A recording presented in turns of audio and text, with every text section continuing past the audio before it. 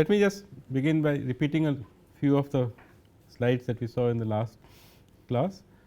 So, the predicates of event calculus are this initiates, terminates, initially, happens, holds at and clipped essentially. The arguments to these predicates are things like actions or fluents which are predicates themselves. So, in some sense we have already moved above first order logic. In first order logic, the arguments to a predicate can only be terms, whereas here the arguments are themselves predicates, and then things like time and so on essentially. And then we defined a simple event calculus in which we could conclude that a fluent is true at a time t, either it was true initially or it was made true by some action essentially, and it was then somehow not clipped. So, basically clip says that it was made false between time some time interval essentially. And then we moved to look at the frame problem, in particular the Yale shooting problem, in which you load a gun and then you shoot, and then you want to ask a question whether the turkey is dead or not essentially.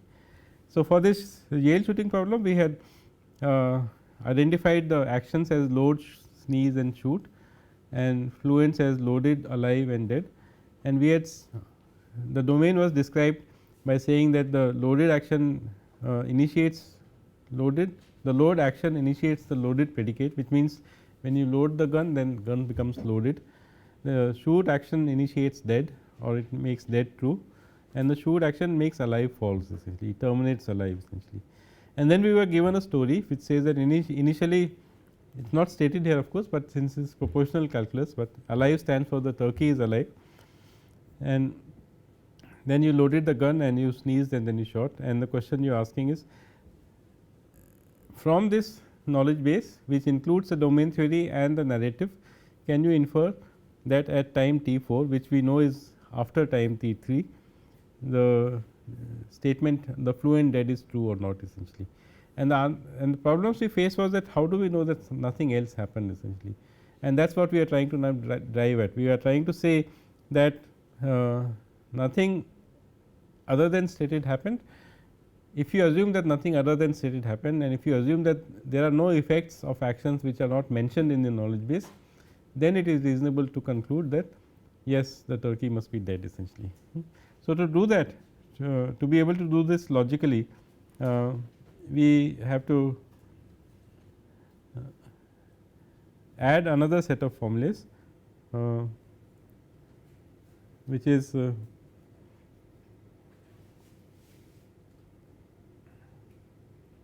okay, let me do it here. The Yale shooting problem.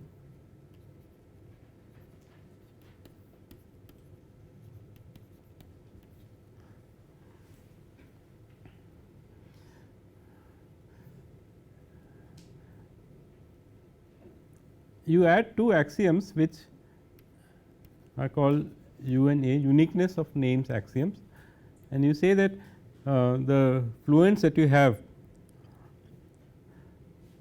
loaded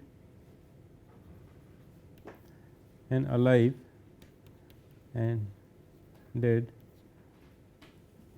are distinct essentially. So, they do not refer to the same predicates essentially. We are clearly saying that alive and dead and loaded are different things essentially. Likewise, the actions are distinct. So, load is distinct from sneeze, which is distinct from shoot, and these uniqueness axioms we will call sigma essentially. Now, essentially we want to say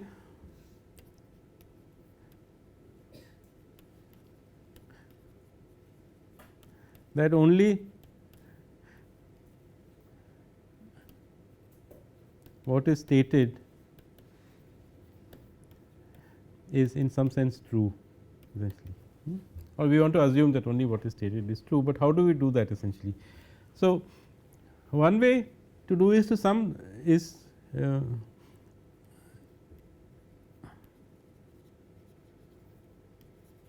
is sort of completion. Some people call this predicate completion or closure. So, remember we talked about domain closure when we were talking about the closed world assumption. So, here you might say something like this, that we will replace the domain theory by the following, that if you say initiates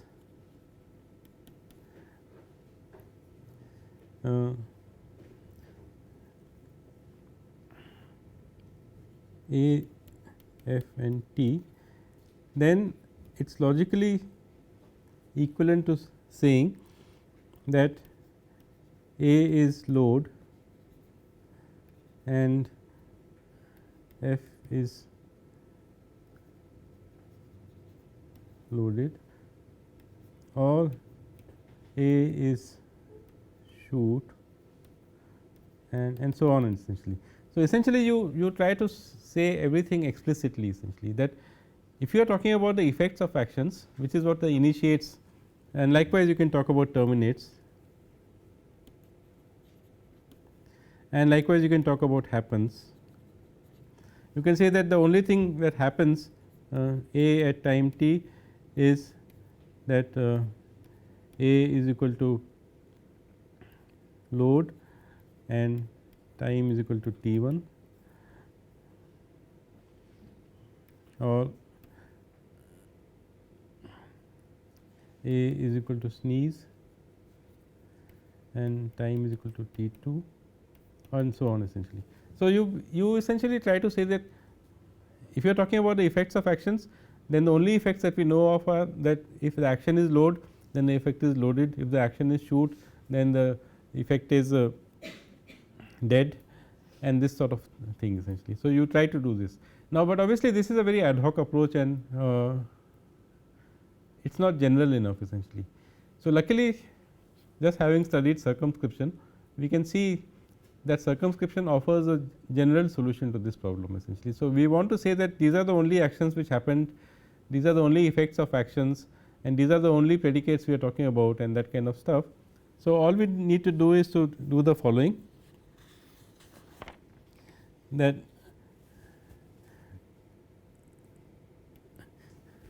we can say that circumscription of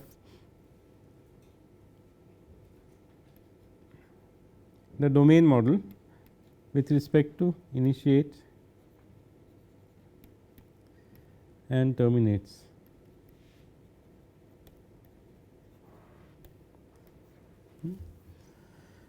What is this? This is, if you remember, that we are circumscribing the knowledge base with respect to the predicates initiates and terminates, which means the extent of these predicates initiates and terminates is as small as possible, which means the only things that we have stated will be allowed in initiates and terminates, and things like terminates, sneeze, loaded will not be allowed, because that will not be true in the minimal model essentially.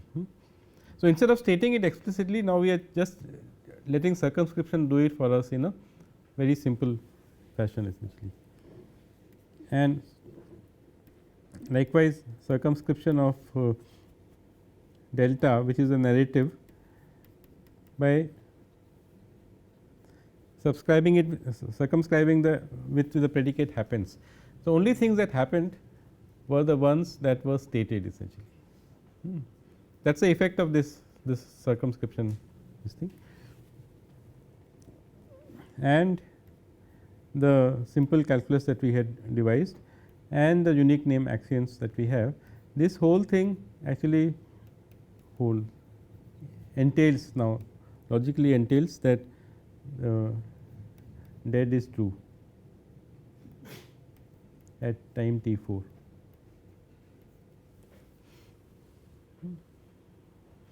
So, we can see that essentially what we are saying is that if somebody is telling you a story and if somebody is describing a domain to you, you are implicitly making an assumption that whatever has been told to you is everything that you need to make inferences in some sense. And if you assume that these are the only effects of actions, which means this is the only values that the initiates predicate can take or terminates or happens, then it is reasonable to assume that you can show that that becomes true essentially. So, in other words, you are saying nothing else happened essentially. and there are no unknown effects of actions. So, if these are the only actions happen. So, first we loaded the gun because we did the load action, and then we sneezed, but there is no effect known of sneeze. So, we assume there is no effect of sneeze. Then we did shoot, and the effect of shoot is terminate, and therefore, it was dead. And remember that holds that axiom basically says that something makes it true. Shoot initiates dead. So, because we did the shoot action, dead became true, and it was not clipped after that, and therefore, it must be true at time t 4 as well essentially. So, in some sense it logically follows, but it logically follows only under the assumption that nothing else happened, which is what happens with this circumscribed delta with happens. We are saying the only thing that happened are the ones which are stated explicitly, because they have to be there in the knowledge base, and likewise circumscribing the effects of actions essentially. Now, in the full event calculus there are a couple of more statements. So, let us look at them.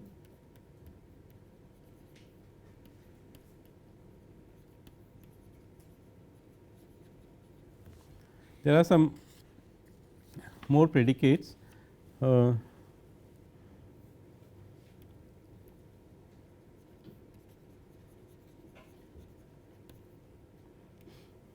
One is releases. This is the most interesting from our point of view. So, I will write that in the end, but let us do the simpler ones first. So, initially n beta, it says that initially beta was false. So, just like we had the initially action, in fact, we can say initially p for that, we have this initially n happens. We can also extend, though we will not do it in this class here, the notion of happens, and say that an event alpha happens between time point tau 1 and tau 2. Actions with durations. So, you can say it rained from 5 p.m. to 6 p.m. yesterday or something like that essentially.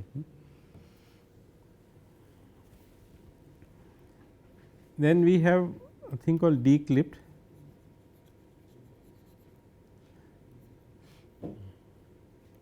Tau 1 beta tau 2, and it says made essentially like clipped, but made true.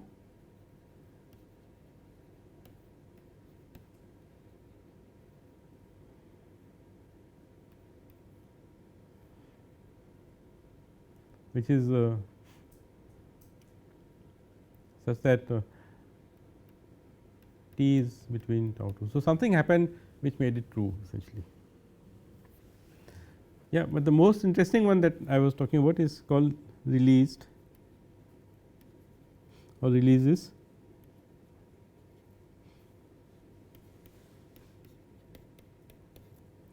And this says that alpha releases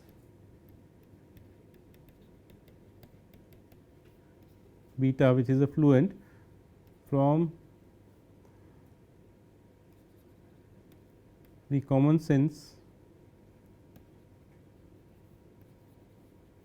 law of inertia. We have not spoken about this so far, but essentially we have assumed that there is a common sense law of inertia, which says that if something is true, it remains true, if something is false, it remains false essentially. Now, releases is saying that we are releasing a fluent from this common sense law of inertia. So, essentially we are trying to model some sort of random activity or random events, and this release is the first attempt that we are looking at, and it says that beta, which is a fluent, is released from this common sense law of inertia, which means after this time t where it is released by action alpha, we cannot say whether beta is true or not, or whether beta is false, and it can be fluctuating in effect essentially. So, if you just sample it at different times, it will give you different values essentially. And then we have some more axioms.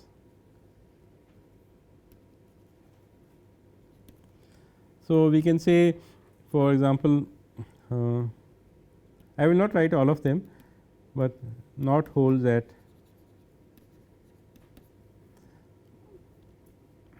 fluent at time t if it was initially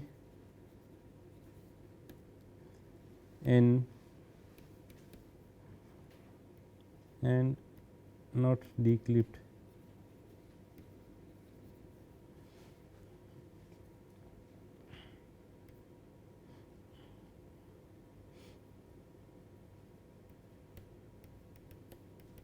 and so on essentially. So, essentially we can use declipped and initially n and so on and so forth, but that is not of interest to us essentially. So, let us extend the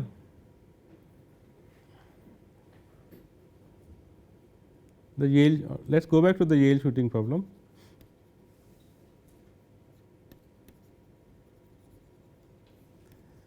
So, introduce an action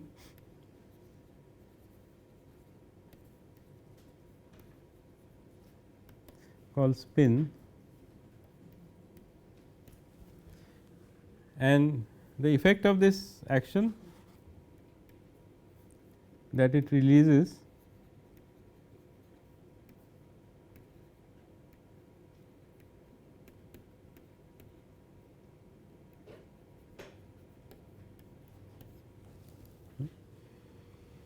that if you spin the barrel, so remember we are talking about a gun here, then we do not know whether it is going to be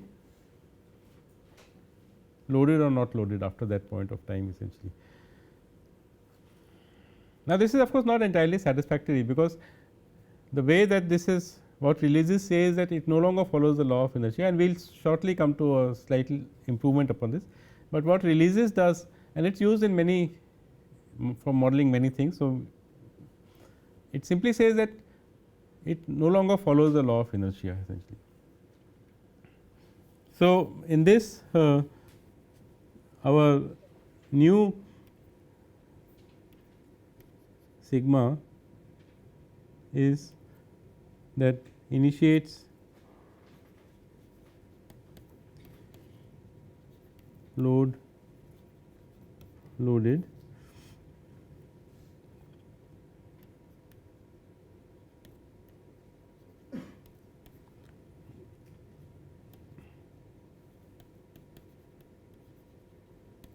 So, now that we can handle negative things, which we do not do in detail, but I just try to show you that when does a predicate not hold. So, essentially we are saying that alive is not going to hold, and we will not talk about the dead predicate anymore. So, we are only talking about the alive predicate.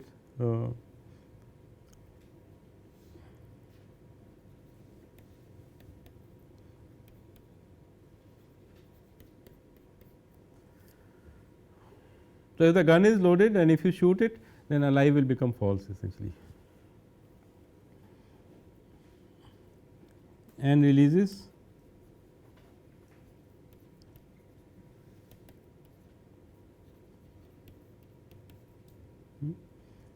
and the narrative given to us now is similar.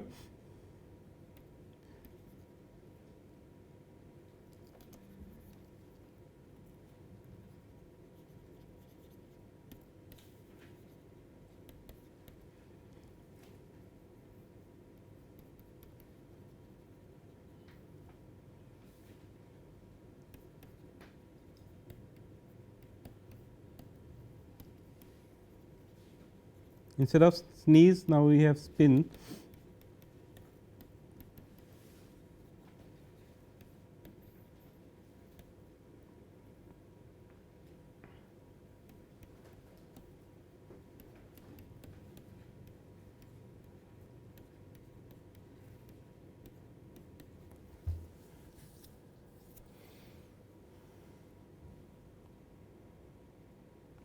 And we have the unique name axioms as before.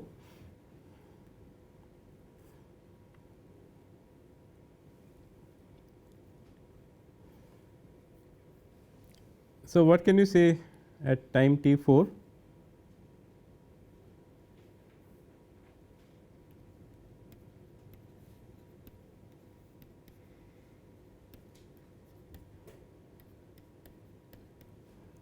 It turns out that neither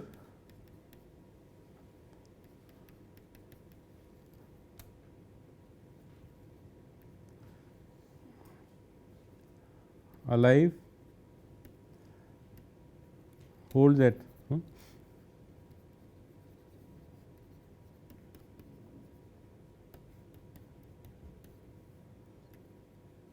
nor not holds at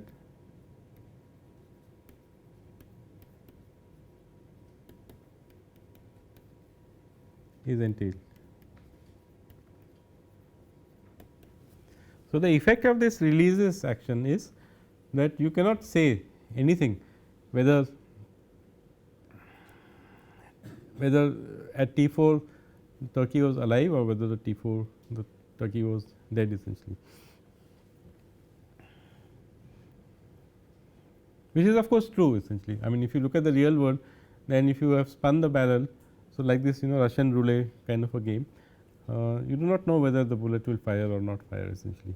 So, in that sense it releases the predicate loaded from the common sense law of inertia. So, after spinning, essentially the difference what we want to rectify is that the way we really want to model things is that after you have spun the barrel, it is either loaded or not unloaded, but it should remain unloaded or non unloaded at the same time. Actually, in this world, if you were to say this, then if you just kept shooting the gun after this, if you have shoot at T 4, shoot at 2 5, shoot at T 6, shoot at 2 7, it could be possible or it could be conceivable at least that one of those shots would kill the turkey essentially, because it has been released from the law of inertia.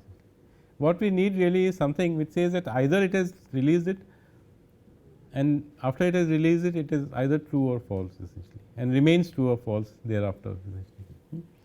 So, one way to do that is follows.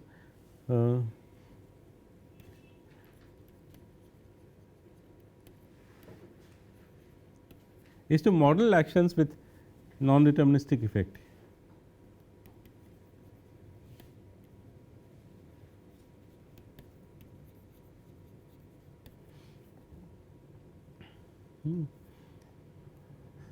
So, this is by using what I call as determining fluents.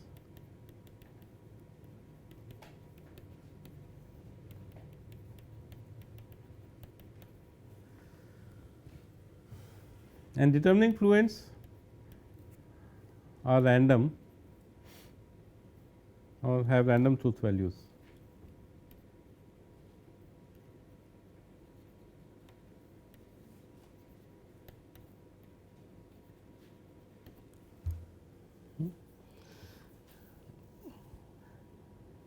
So, instead of using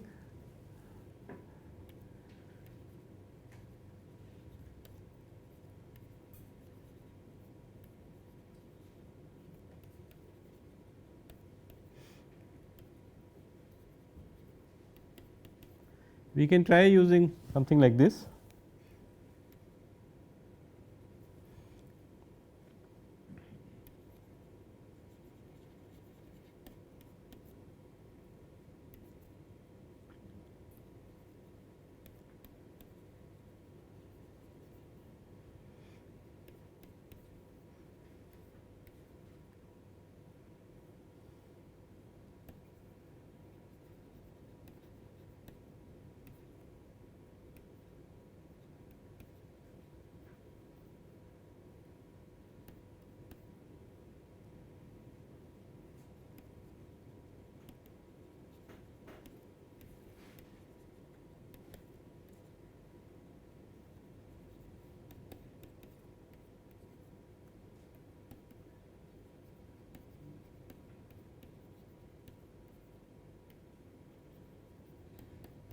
So, there is a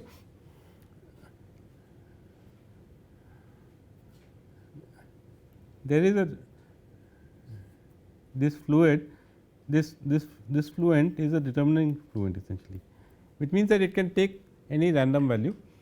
It can be true or it can be false. If you sample it at any time t, it is just like a random number generator in that sense. It will either return true or false essentially.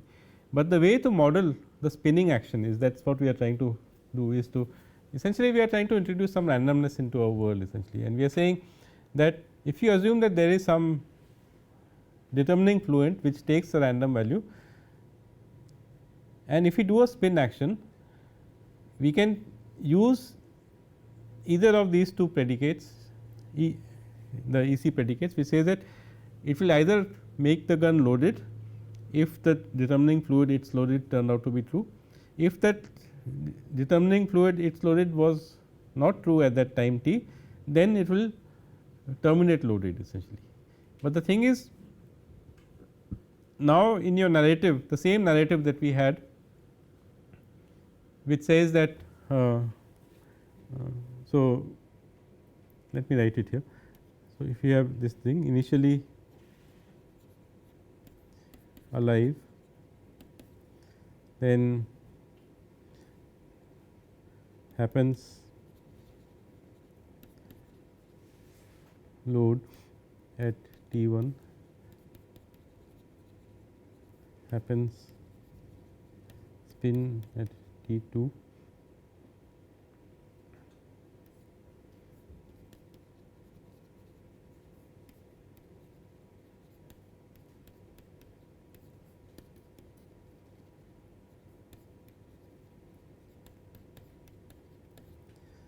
where T 1 is less than T 2 is less than T 3 less than T 4.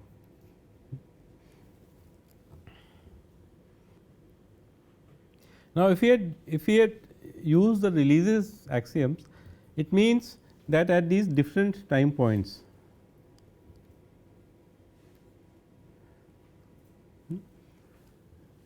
if we had used releases, then at some point the gun would have been loaded, and at some point the gun would have been not loaded, and eventually you could say that at some time point T 5, and we are asking, is this true?